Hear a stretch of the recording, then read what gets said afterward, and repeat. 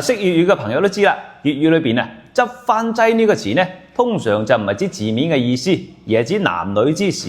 會唔會今晚動動一逢個老公突然間瓜柴呢？瓜柴你就走去執嚟一劑咁啊？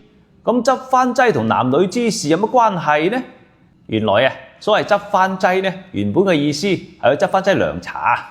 事關以前嗰啲涼茶呢，就唔係好似而家咁煲好晒俾你嘅，而係去藥材鋪執藥翻屋企煲嘅。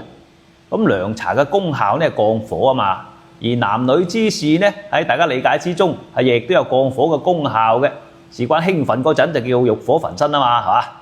咁既然大家功效都係降火啦，所以粵語就用執番劑嚟指代呢個男女之事。咁我哋粵語裏邊有好多俗語都真係認真盞鬼過癮嘅。